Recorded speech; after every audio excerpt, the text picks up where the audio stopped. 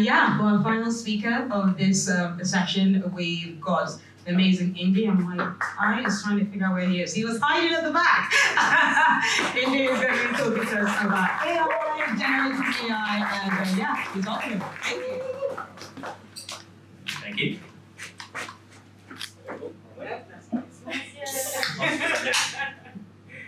There you go. Great, so I'm Indy. I've spoken at a few different things, like done a few webinars like with Optimize, I talked about automation, spoke at HeroConf last year, rest in peace, it doesn't exist anymore, unfortunately. Boo. That was talking about how to build a MarTech roadmap. I've spoken at the Marketing Meetup with Impression, that's how you do time management, and I've done a few other things as well. If you want to know about my career history and whatever, you can check out the podcast in Mike, right? I'm sure it's interesting. I'll listen to myself. But generative AI. So who here has ever used an AI tool like ChatGPT, Bard, Bing Chat? A lot of hands in the air. Stand up if you've used it in the last week. Okay, I don't need to do this presentation, you already know the shit. Stay standing if you've used it in the last day. Most of you as well. Great, brilliant. Now, yesterday, I was, my wife loves to talk about her day at work, like the bad. Oh yeah, sorry, you can stay standing for a bit. Yeah, she loves to talk about work, the good, the bad, the ugly, and everything in between. I hate talking about work. Once I finish work, that's it, I don't want to talk about it.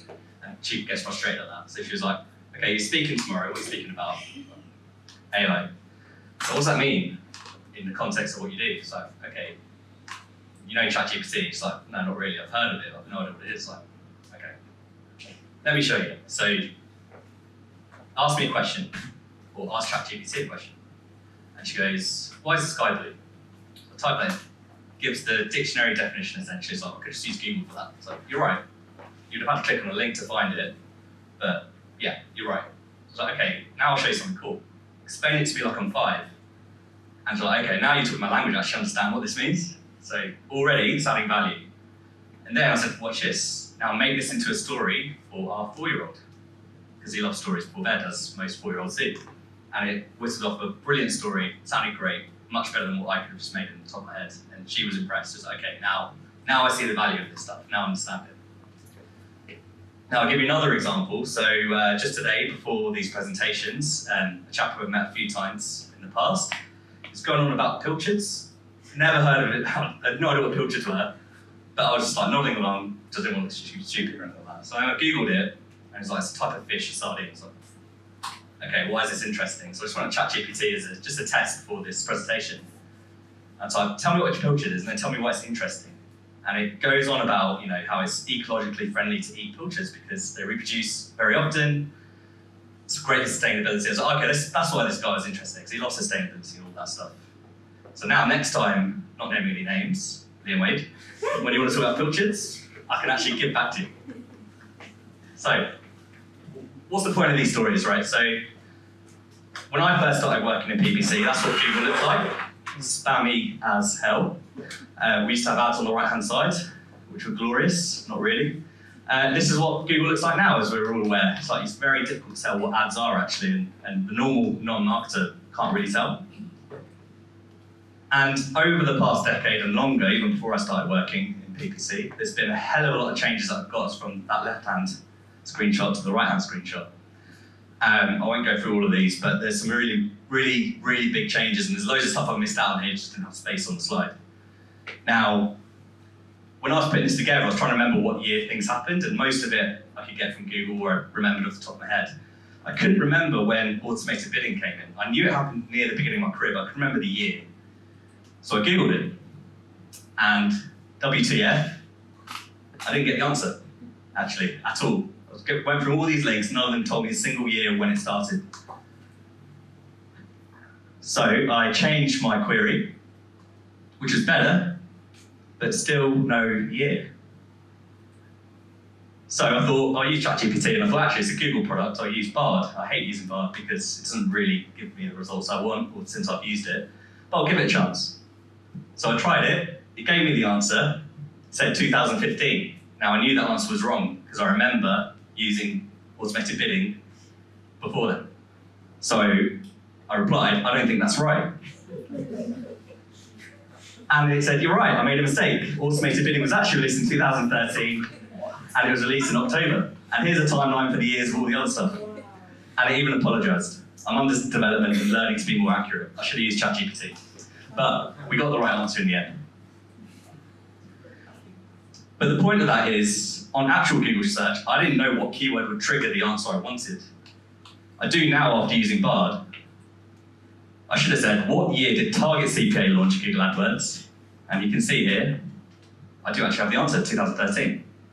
So the point of generative search is it's going to get you to the answers you want much quicker, but you have to fact check it. Don't take it as gospel. If it sounds wrong, just say, I don't think that's right, can you check again? So the year of the voice is finally here after 10 years, and without the voice. We're typing how we speak now.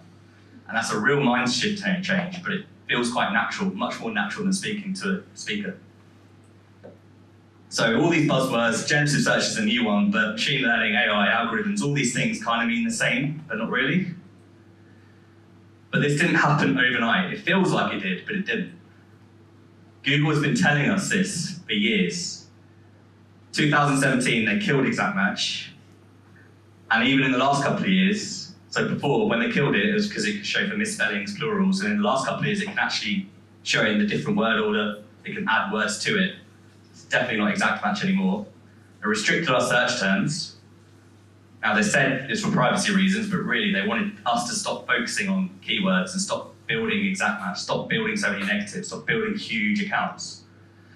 And eventually, more recently, they killed broad match modified, which was my favorite match type. I was on the wrong side of history here because I used to restructure every account, getting rid of phrase, and just focus on broad match modified along with exact. So I had to reverse that. Phrase match has essentially replaced BMM in function now. They released RSAs way back in 2018, which didn't feel that long ago actually, but it was. It only became the default text out in 2021, so they've slowly been integrating this. And the reason for that is because you can actually put so much more information in there and let Google's AI decide when to serve the right text to the right intent, the right query. They've launched Performance Max and Broad, as I mentioned, so broad match is supposedly much smarter, and it is in a lot of ways. If you test it, you'll get a lot better results than you did way back when. And it's actually reversed the way we build accounts now. So we used to go, as mentioned earlier, we used to go really super granular. We've had to consolidate to get the best out of AI. And then what's on the horizon? Keywordless campaigns. So since the death of Exact Match, people have speculated they're going to get rid of Exact Match, they're going to get rid of phrase. We're certainly closer to that now than we ever have been. And they're now building campaigns where you have the option where it only sets keywords at broad match. And mentioned broad match, so now there's certain signals that only apply to the machine learning algorithm if you use broad match, and it doesn't apply when you use exact or phrase, such as the landing page, other keywords in the ad group, previous searches, all sorts of things like that. So there's the new golden triangle, which is the keys to success according to Google. So use broad match, use RSAs to cover all types of intent, use their bid strategies, and let their machine learning figure it out for you. We've been gently nudged towards this over the years. That nudge is not going to be gentle forever. So fighting against these changes will only get you so far. We have to learn how to win in this new space. So generative search is coming, but even present day search, like Google search, like I showed you earlier, it's complicated. I'll show you why. So this great slide from John Earnshaw, who works for Pi Data Metrics, which is an SEO tool from Bryson SEO earlier in the year. So understanding the SERP multiverse. So the terms at the top is typically what someone will search generically about something that they want. And before they even click on that search, you can see there's a hell of a lot of auto-completed suggestions for that person. So most of the time, they'll actually go to the one that's more relevant to them rather than going to the head term. And if people do happen to ignore autocomplete, once they get onto that search page, Google are trying to refine their search to those keywords or sort of longer tail keywords straight away. So it's just doorways to more keyword terms, and this will change every single day in terms of what's going to be there based on what Google deems is the most relevant terms that people should go to. I think the famous stat is 15% of all queries every day are unique, never been searched before. And you can't appear for all of them. Whether you work in SEO or PPC, you cannot appear for all of these all the time without building humongous accounts and wasting a lot of time trying to do so. So doorways to more keyword terms. It's only going to get more complicated with generative search. So tips of success, how do we win? Embrace that Google sort of ads golden triangle. Utilize AI tools to make our lives easier. So use ChatGPT to do the heavy lifting, the boring stuff like ad copy and creating images now, actually. It's been a pain over the years trying to get the right images. You can use AI to help you with that. And Google and Microsoft are building these tools into the platforms. There's already betas, there's already screenshots out in the wild showing that. You can even use it to create and modify AdWords scripts. I was going to say AdWords, Google Ads scripts. I've used that as well. I had a problem with a script that stopped working, had no idea why. Asked ChatGPT and it fixed it within seconds. And what I like to use these tools for is not necessarily just doing the heavy lifting and all that sort of stuff, but just keyword research, just ideas, data analysis. Use it to spark the starting point of what you're trying to do, then apply your brain to it. So to give you an example of some of the stuff you can do, so I mentioned voice search before. So you have your standard keyword list of all those head terms, and you want to know what the questions people have about those head terms. So I've asked ChatGPT, I've given it an example. So corner wardrobe for a small bedroom. The voice query for that could be, what type of wardrobe is best for small bedrooms? And then I've given my keyword list of short tail terms. And it's come back with this. So it's given me a bunch of voice queries that I should be looking at for those things. Some examples, I could ask it, give me more examples, give me more voice queries. That's one way to get under the hood of what sort of things I should be serving in my ad copy, in my keywords, maybe not necessarily in the future, but maybe right now that might be a quick win. But also with your SEO teams. So as I mentioned, ad copy ideas, you can use that to surface, and you can even use ChatGPT to give you a start. So can you suggest headlines, descriptions based on that keyword and that voice query? And it'll do so. And some of these are good, some of these bad, some of them might be in the style you like, maybe not, but you can edit it. And likewise with the voice query, it just gives you a bunch of ideas that might have taken you hours to think of by yourself. You can target as custom audiences. So using a different tool, I like to use keywords people use. There's a few others that are similar to this, like people also ask and stuff like that. But just pump in the short tail term, and it will tell you all the different common questions people are searching about that term. So it gives you a load of question ideas as well. And then you can also use ChatGPT to ask what are the most common websites people use to find shoe storage. And with all that information, you can create your own audience. So pop all those keywords, those questions, pop those websites in, and you have an audience to target. Landing page content, as I mentioned, work with your SEOs. To actually appear, how do I appear here? How do I appear here? On Bard. This is Bard. How do I appear here as well? One, you can pay for it. So as mentioned earlier, you can, if you opt into the Microsoft audience, you have the ability to start appearing in some of these sort of placements, and that will develop over time. But to appear there naturally as an SEO, your landing page has to cover topical relevance to the questions people most have about these things. Otherwise, you won't be there at all. So make sure you're bidding right, got the right RSA ad copies in place with the voice queries as well as your head terms, and work with your SEOs. And what that looks like, we all have our roadmaps, and the misleading roadmap is following a linear path from 0 to victory. It doesn't happen that way.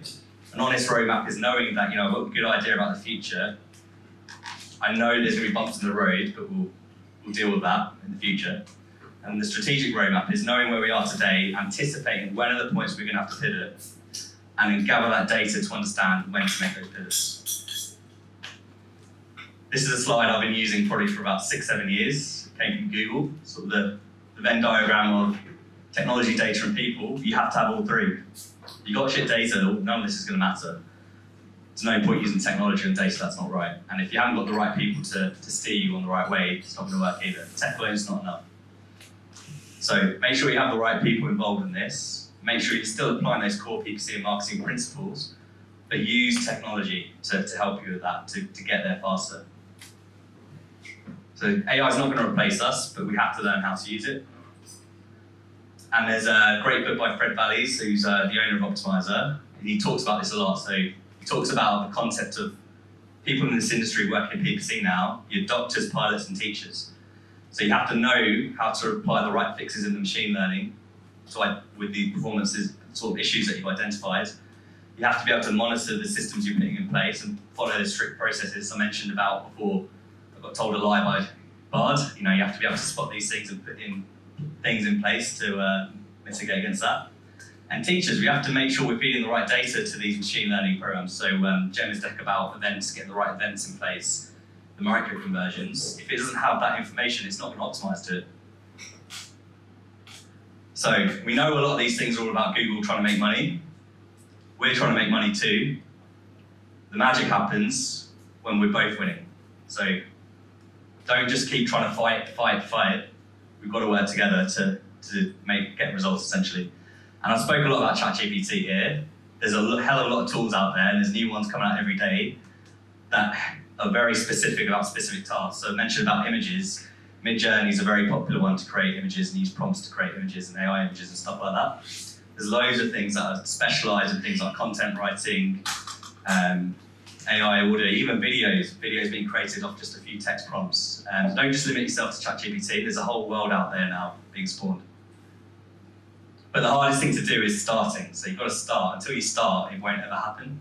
And you can use AI to help you start. Now you can simply just ask, how would you go about starting X, Y, and Z, and it will give you a list of things to start doing. And it will help spark that creativity and that curiosity in yourself, but you can't do that until you start. So don't be like these guys, make that start now. I know we're all busy, but let's use these tools to make our lives a lot easier.